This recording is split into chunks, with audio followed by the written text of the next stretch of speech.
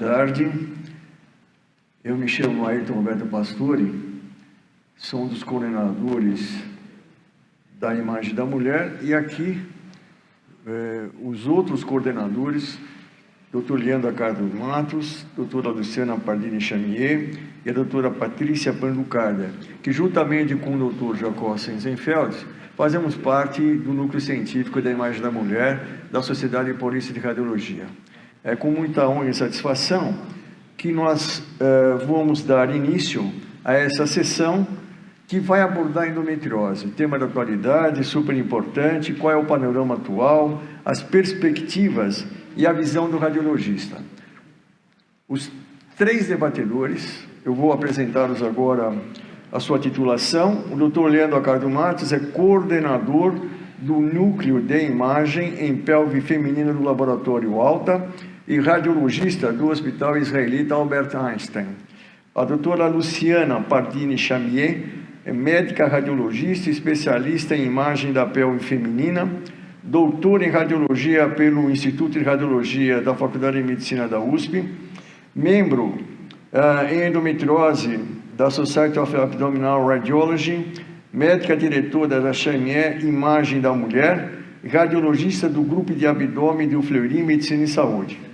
E, finalmente, a doutora Patrícia Panducarda é médica radiologista, especialista em radiologia abdominal, atua no Centro Radiológico Campinas, Hospital Vera Cruz e Hospital da Pontifícia Universidade Católica de Campinas. É doutora em radiologia clínica pela Universidade Federal de São Paulo, a Unifesp.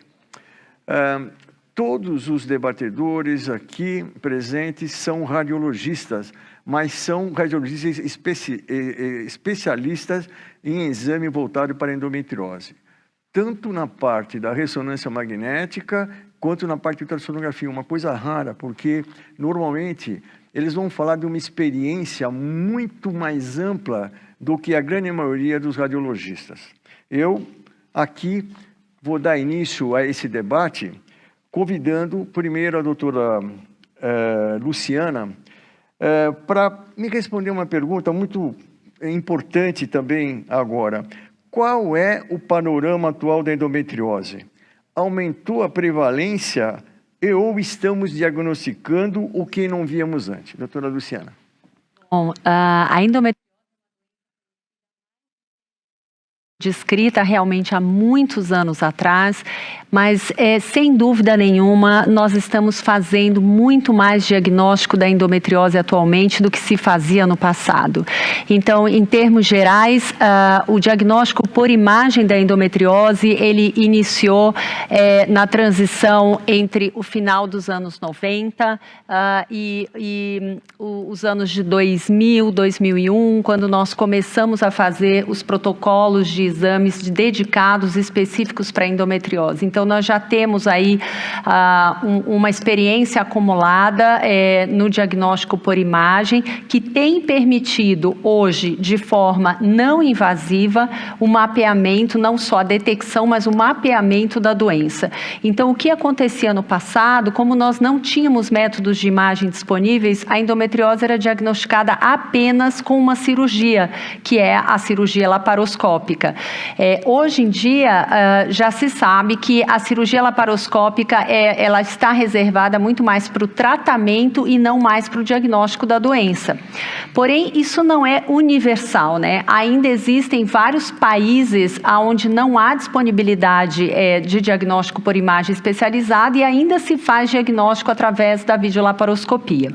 Então, em termos gerais, sim, estamos vendo muito mais endometriose do que se via no passado, porque hoje temos disponibilidade de exames não invasivos para detecção e para o mapeamento. Mas, sem dúvida, é uma doença antiga, é uma doença que já foi descrita há muitos anos, mas que nós estamos, com certeza, diagnosticando mais. E se a gente for buscar, em números gerais, quanto se faz de diagnóstico, hoje nós já temos também estudos epidemiológicos que conseguem demonstrar a alta prevalência da endometriose, onde 1 em cada 10 mulheres na idade reprodutiva apresenta o diagnóstico de endometriose. De 10 a 20% de todas as mulheres com dor pélvica crônica e até 50% das pacientes com infertilidade. Então, é um número muito grande de pacientes.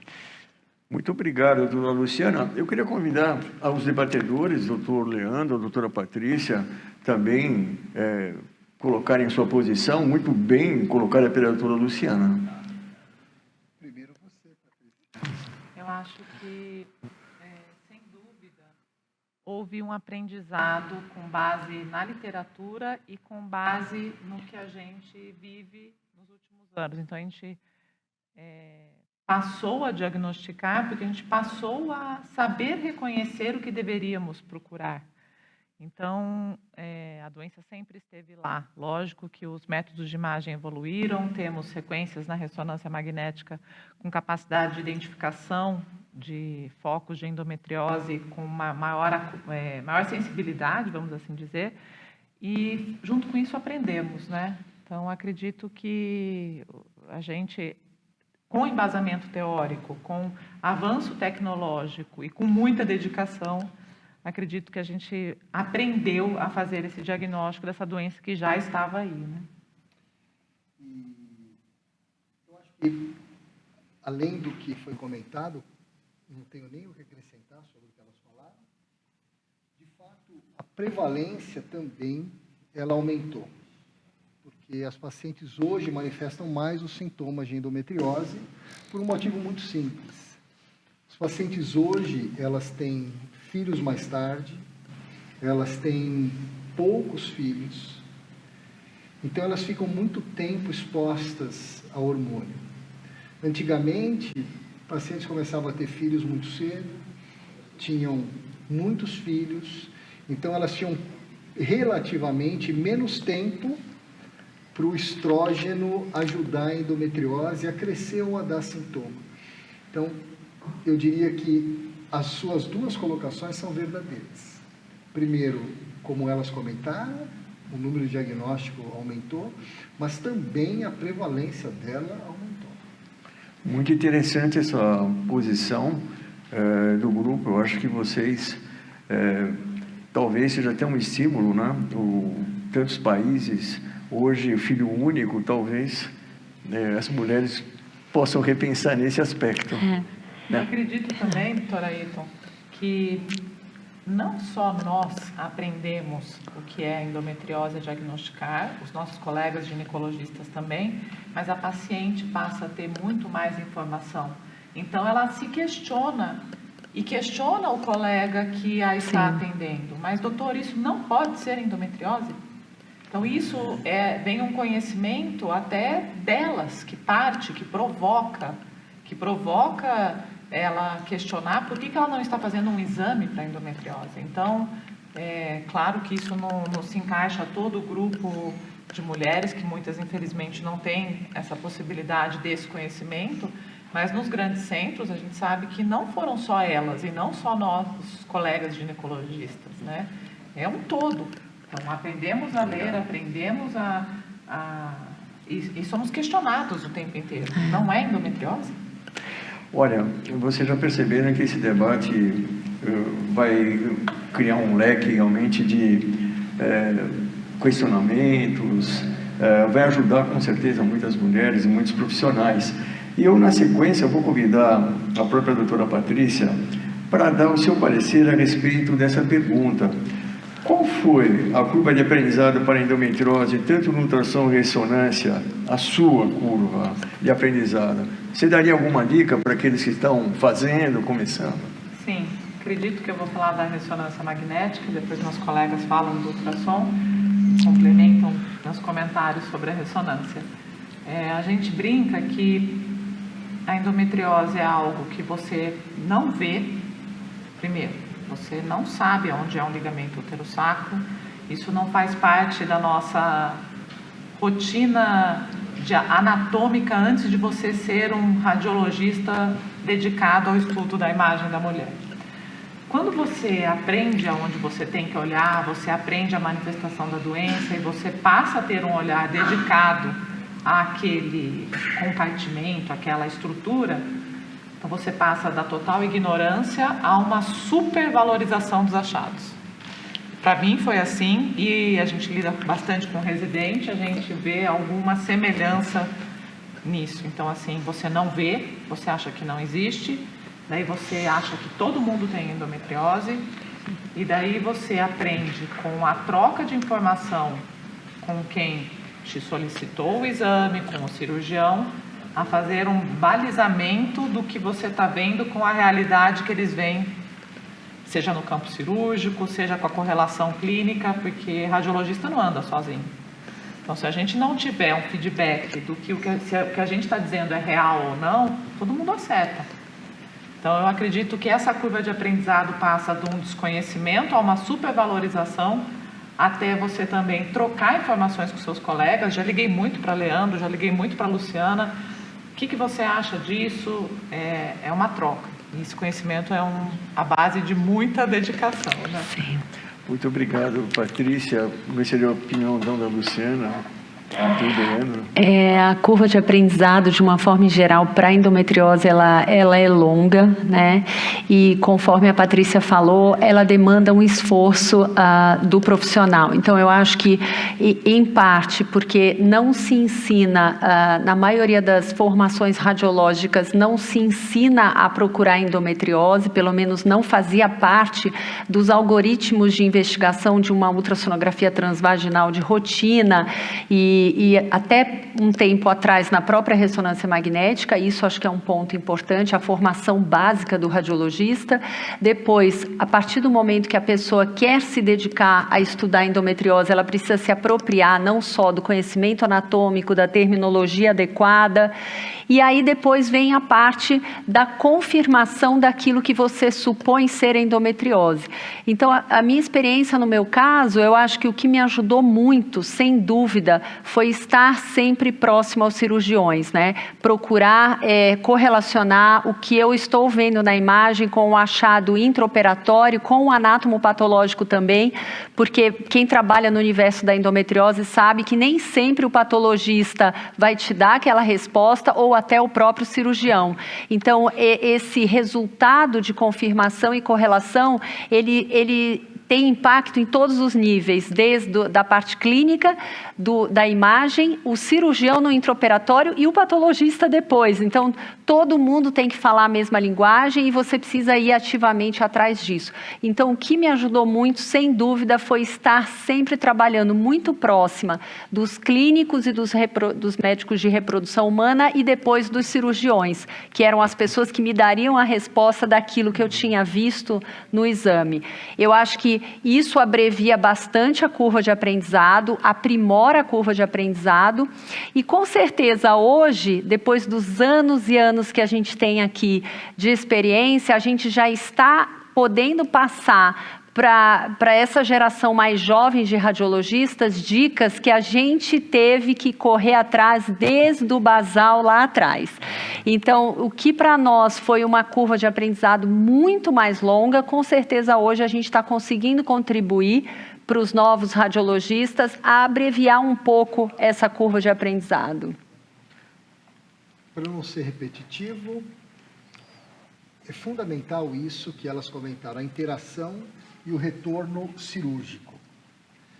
Agora, uma outra sugestão que eu acho que encurta a curva de aprendizado e a curva de aprendizado com a precisão do diagnóstico é você correlacionar os dois métodos. Então, a minha outra sugestão é transite com o ultrassom e a ressonância magnética, porque muitas vezes você não vai precisar esperar a cirurgia para saber o que você está vendo. E quando você conhece bem os dois métodos, você sabe o que você tem que começar a não valorizar no exame ou valorizar mais no outro exame. Então, eu vou ser muito simplista no meu exemplo, que a gente estava comentando hoje, no curso de endometriose, sobre valorização de espessamento de ligamento pterossacro. É muito comum, e se você quiser valorizar espessamento de ligamento uterosacro, a gente vai valorizar com muita frequência nos exames de ressonância magnética. A partir do momento que você tem um ultrassom para comparar, e se você tem o privilégio de poder ver a ressonância magnética, mesmo que não tenha sido feita com você, mas hoje em dia é muito comum a paciente chegar para fazer ultrassom e trazer uma ressonância magnética. E você faz o ultrassom e você vê um uterosacro normal, você começa a calibrar o seu olho para saber, opa, eu estou valorizando muito, estou falando muito de espessamento de ligamento uterosacro, não há necessidade. Então, a minha sugestão é interaja, transite com os dois métodos. Muito boa a posição dos debatedores, eu agradeço, porque isso é de grande auxílio mesmo, porque eu mesmo, quando fui fazer meu primeiro exame de endometriose, eu pedi ajuda para o Leandro, porque ele tem uma experiência de tantos anos carregando. A Luciana, eu entrei lá na biblioteca, lá do Enrad, a Luciana apareceu, falei, como é que você faz assim a medida da distância da lesão? A Borderline fez o desenho, colocou o tradutor, me deu uma dica super importante. Então, isso realmente ajuda muito, ajuda muito. A pergunta que eu vou fazer agora, eu vou até dizer para vocês que estão aqui nos vendo, eu há décadas falo o seguinte, que no Brasil, o ultrassonografista, ele gosta dessa modalidade de imagem. Até eu comparo com o esporte, eu diria que o futebol da imagem no Brasil é a ultrassonografia. E é por isso mesmo, eu vou fazer uma pergunta aqui para o doutor Leandro, que qual é a posição dos brasileiros no diagnóstico por imagem da pelve feminina em relação ao mundo? Como estamos? Será que é só o Ayrton que acha isso? Eu gostaria de saber da opinião, justamente aqui, de vocês.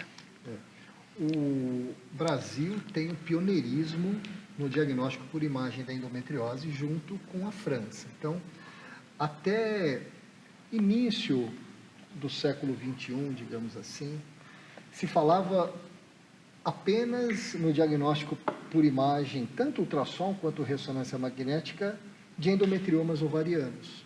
Ninguém falava do diagnóstico de endometriose profunda. E graças a dois grupos, o francês liderado pelo Marc Bazot, e aqui no Brasil, liderado pelo Manuel Orlando, junto com o Dr. Maurício Abrão, eles desenvolveram protocolos e nós tivemos o privilégio de aprender com eles. E com isso, o Brasil tem, junto do caminho da imagem, o privilégio de ter os melhores cirurgiões do mundo. E a gente tem a sorte de poder trabalhar com essas pessoas. Então, além de termos bons alicerces, a gente teve grandes cirurgiões que se tornaram nossos amigos e deram sempre os retornos para a gente. E aí, a gente começa a buscar fazer um exame de imagem cada vez mais completo. Então, se você comparar com o mundo, na grande maioria dos países, o radiologista, ele analisa apenas a ressonância magnética. E o ultrassonografista ou técnico faz só a ultrassonografia. E aí, o ultrassonografista ou técnico, ele está muito familiarizado, vamos falar em ultrassonografista. Normalmente, uma boa parte dos que fazem endometriose, ultrassonografistas que fazem a endometriose, são ginecologistas, e ele tem muita familiaridade em avaliação transvaginal. E o radiologista, aqui a gente tem o privilégio de ter uma formação mais abrangente também com ultrassom. A gente está muito acostumado, desde o PS, na residência, procura apendicite, diverticulite, apendagite. Então, considerando a complexidade e a multifocalidade da endometriose, a gente consegue fazer um mapeamento muito mais abrangente do que a maioria dos outros colegas fazem fora do Brasil. Portanto, o nosso exame ele é muito completo. Isso vale não só para a ultrassonografia, em que a gente faz avaliação desde o diafragma, passando pela fossa ilíaca direita, avaliando o ilho, seco, apêndice, e por fim o transvaginal, de preferência com preparo intestinal. Mas também a gente tem angariado cada vez mais os nossos colegas ginecologistas, também quando solicitam um exame de ressonância, a fazerem a avaliação também do abdômen superior, porque a gente tem visto um comportamento de doença um pouco diferente do que até então se conhecia, restrita, digamos, ao andar inframesocólico. Então a gente tem visto lesões de diafragma, lesões de espaço, hepatorrenal, lesões até linfonodais às vezes mais altas. Então eu acho que, comparando com o mundo, e se você for ver, isso é muito claro na própria literatura, quando você vê as avaliações que a gente faz, apesar do número restrito até de publicações nossas falando de prevalência e de acurácia dos métodos para sítios mais incomuns, como andar superior e para a fossa ilíaca direita, a gente, de fato, faz uma avaliação muito mais completa de toda a doença do que aquela restrita análise pélvica ou transvaginal. Muito boa suposição. Eu passo a palavra também para as doutoras, porque é um tema muito palpitante, né? É bom saber que o Brasil tem gente muito boa. Eu fico orgulhoso, vou ser bem sincero. Quando aqui na jornada, quarto maior evento de imagem do mundo, os estrangeiros vêm aqui, assistem ao brasileiro e praticamente ficam batendo palma, porque eles ficam impressionados com a nossa capacidade diagnóstica, acho que técnica a Luciana também. pode complementar, doutor, porque ela está em grupos de estudos internacionais. Então, eu acredito que a sua experiência, Lu, vai ser bastante interessante. É uma coisa, assim, complementando o que o Leandro comentou, em relação a esse pioneirismo do Brasil, eu acho que o que nos tornou realmente, além do pioneirismo, líderes na evolução, inclusive, do diagnóstico por imagem da endometriose, é que, à medida que nós, lá atrás, iniciamos esses estudos, os cirurgiões evoluíram muito também na maneira de tratar a doença, e isso fez com que, não só nós passássemos a ter mais avidez pelo mapeamento completo, como eles também passaram a tratar as pacientes de uma forma mais completa. E ao longo do tempo, isso fez com que nós radiologistas fôssemos cada vez mais solicitados para fornecer mais e mais informações detalhadas. Então, nós fomos não só pioneiros no início de 2001, 2002, mas também isso nos manteve ali na dianteira, no sentido de cada vez mais fornecer mais detalhes no mapeamento, mais informações, fazendo com que a performance dos próprios cirurgiões se tornasse cada vez melhor. Então, quando eu transito hoje nesse ambiente internacional, não só na sociedade americana, mas europeia também, o Brasil ele tem se mantido aí na dianteira e o nosso trabalho sendo muito valorizado, né? É muito gratificante para mim hoje fazer parte de um consenso que visa modificar a ultrassonografia transvaginal de rotina para que ela possa incluir a pesquisa de endometriose como screening e ver o quanto a opinião brasileira tem sido valorizada nesse sentido. Então, isso nos orgulha muito e isso tem feito com que nós tenhamos cada vez mais empenho em se manter aí na dianteira nesse diagnóstico que é tão importante de uma doença tão prevalente.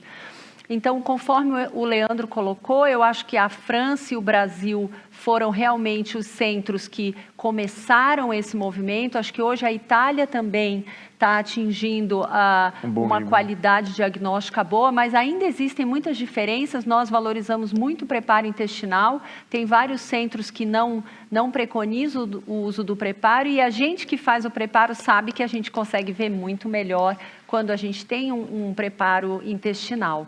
Então, é muito gratificante para nós e eu acho que isso faz com que nós cada vez mais estejamos ali envolvidos e mostrando para o mundo todo que a gente pode sim ensinar também, né, e dividir essa experiência com todos. Nada mais a acrescentar. Inclusive, a próxima pergunta já foi o início da resposta. A doutora Luciana, Sim. ela já começou a responder. Eu vou dar mais tempo para ela agora complementar, porque justamente a minha pergunta é essa: como podemos melhorar a avaliação da endometriose no exame transvaginal de rotina? Sim. Você estava falando dos grupos estrangeiros, então, Sim. por favor, doutora. Essa é uma iniciativa que me deixa muito feliz. Isso começou no ano passado.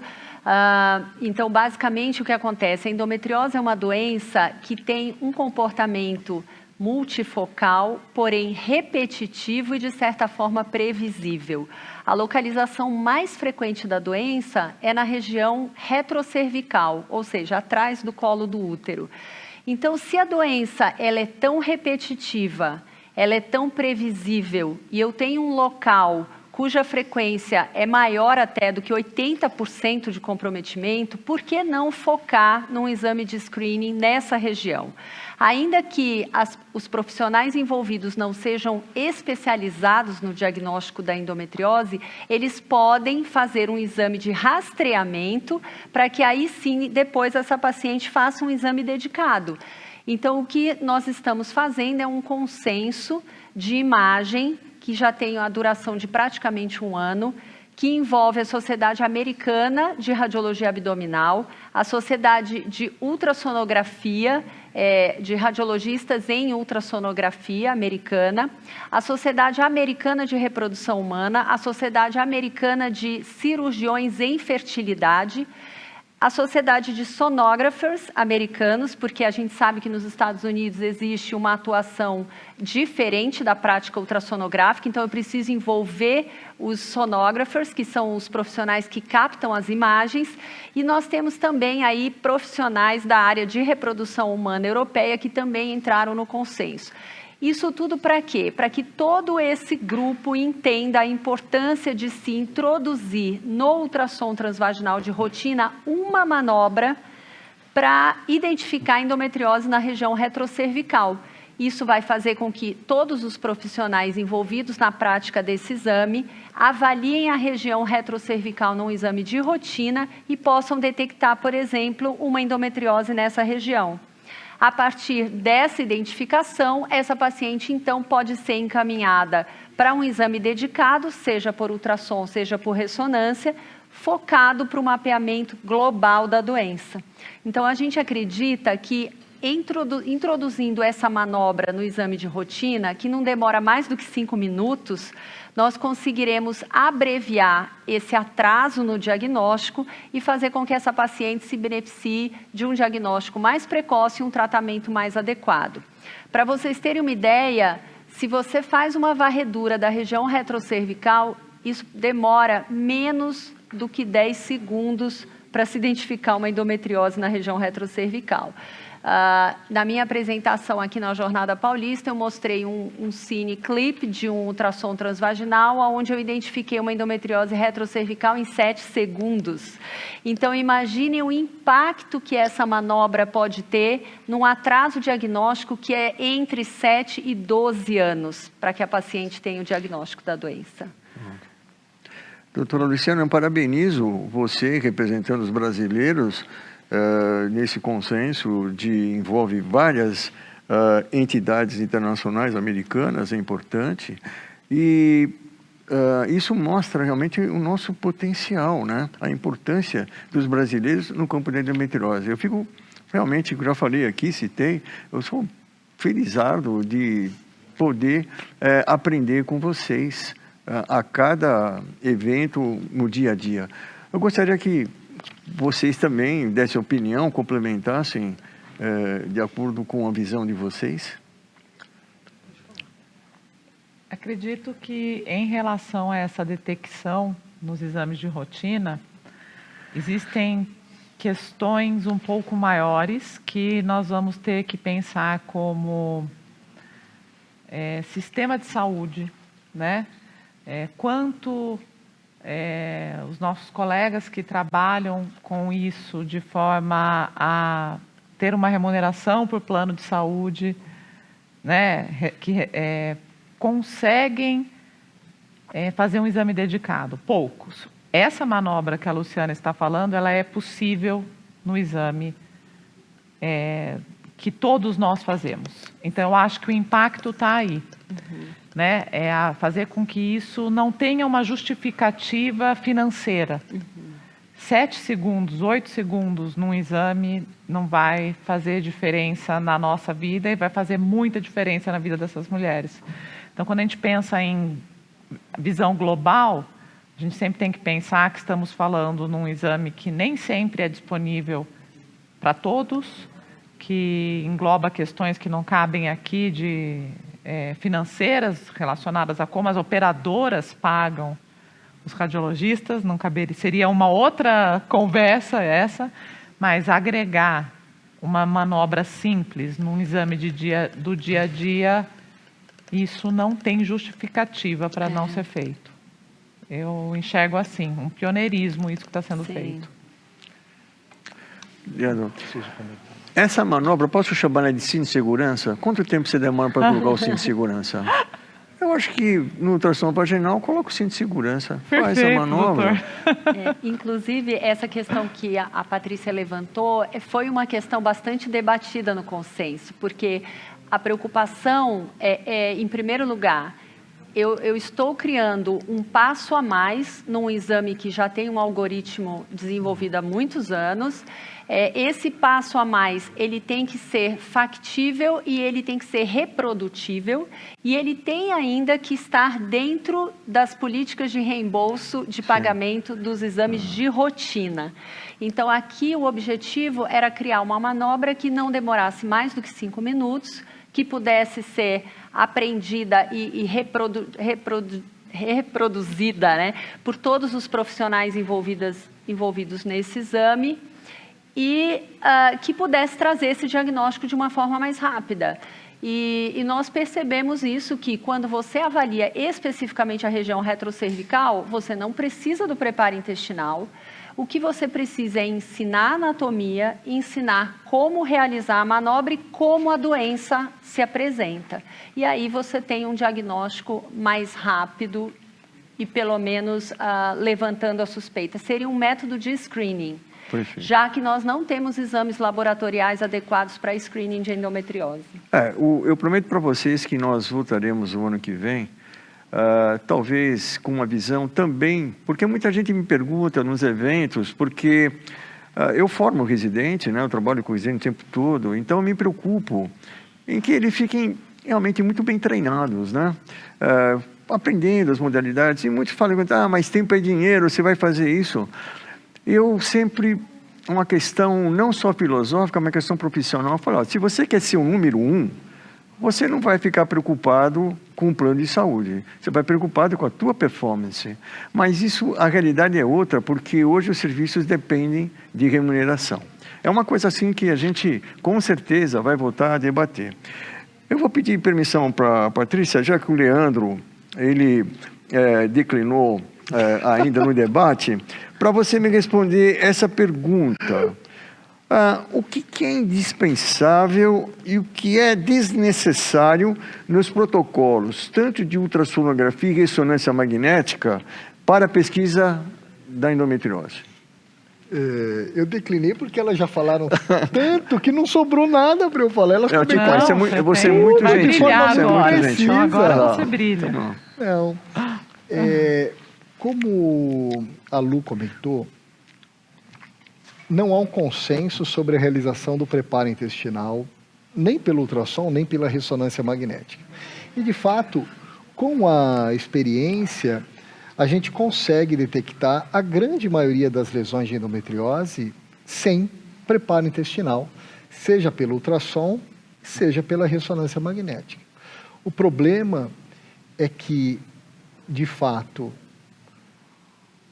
os cirurgiões como a Lu falou, eles exigem cada vez mais da gente. E a gente não está mais preocupado em identificar aquela lesão de 3, 4 centímetros no reto, que dá para ver cheio de gás. Até na tomografia. Que dá para ver até na tomografia, né, Patrícia?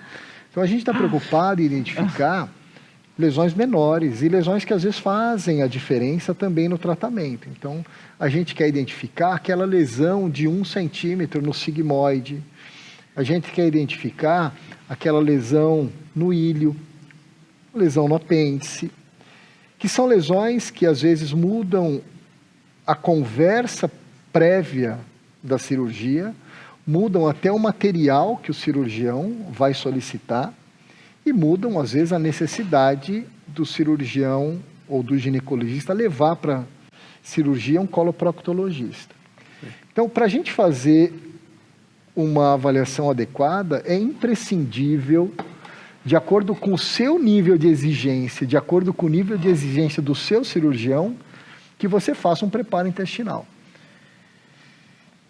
E eu acho essa discussão, apesar de eu entender que, às vezes, na literatura a gente precisa de algumas exigências e você precisa fazer estudos comparativos, então eu analiso 1000 pacientes de ressonância, 500 fizeram preparo, 500 não fizeram, eu vou analisar, faço 1000 ultrassons, 500. Eu entendo, eu respeito, óbvio, a literatura. Mas tem coisa que, para mim, é branca como essa lâmpada. Assim, você está vendo o preparo, vai ajudar. Eu vejo a ressonância sem preparo, puxa, perdi essa lesão. Faz o preparo, encontrei essa lesão. Ah, mas em termos populacionais, se você me fala que é um preparo que agride muito a paciente, mas não é, o benefício é muito grande. Claro. Então, eu respeito a literatura, mas eu não concordo com os números. Eu estou vendo que aquilo é muito claro. Leandro, que a gente falou nas nossas aulas aqui. Então, tem coisas que eu não preciso pagar para ver, eu estou vendo na minha prática. Se a gente pudesse, toda paciente do sexo feminino em idade fértil, a gente queria fazer com preparo. Poxa vida, o ar, o resíduo, ele é inimigo, é um inimigo nosso, não é inimigo nosso do ultrassom, não é inimigo na ressonância. Eu faço um preparo, eu joguei meu inimigo lá de campo, por que eu não vou fazer? Tá ótimo. Para ressonância também, não tem Também, também os dois. Tá bom. A Luciana e a doutora Patrícia? Eu acho que acabou o nosso tempo, viu, Bom, doutor? Porque aqui você vê como é importante ter aqui doutoras no grupo, que elas sempre tomam conta da gente. Isso é super importante.